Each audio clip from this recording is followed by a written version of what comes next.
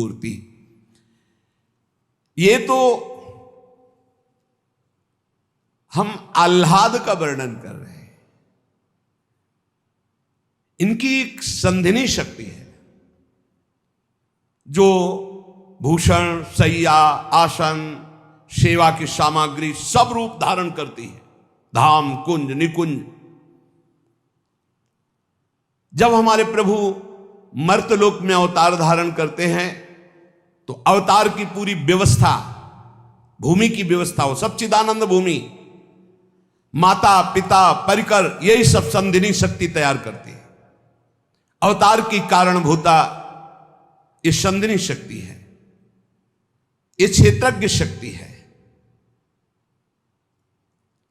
इनकी इच्छा शक्ति के अंतर्गत माया शक्ति है। ये सतोगुण, रजोगुण, तमोमयी है। ये बहिरंगा शक्ति है। ये जगत की रचना करती है।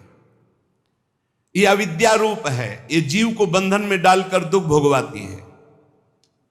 भगवान की लीला शक्ति, भगवान की क्रिया से अनंत शक्तियों के स्वामी, जो इस 28 नामों को राधा जी के सुनता है, उसके जितने दोष नष्ट हो जाते हैं। जो अव्रती है वो व्रतवान हो जाता है। जैसे वायु स्पर्श करती है तो गर्मी का दुख मिट जाता है, ऐसे ही जो 28 नामों का जाप करेगा तो सतोगुण, रजोगुण, तमोगुण, माया जनित बंधन का जो क्लेश है वो नष्ट हो जाएगा।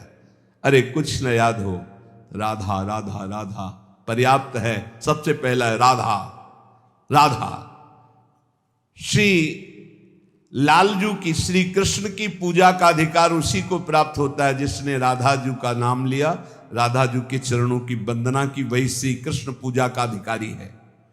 श्री किशोरी जू की पूजा किए बिना श्री कृष्ण की पूजा का वो अनाधिकारी है, अधिकार ही नहीं माना जाता। जिसने किशोरी जी की पूजा नहीं की कभी प्रेम प्राप्त नहीं कर सकता। श्री कृष्ण प्रेम प्राप्त नहीं कर सकता बिना राधा जू की कृपा के।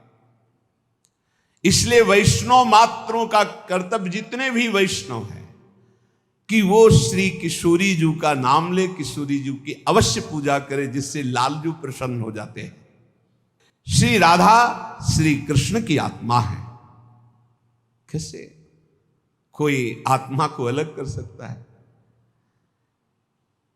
जो इस रहस्य को जानता है वही इस रस का अधिकारी है।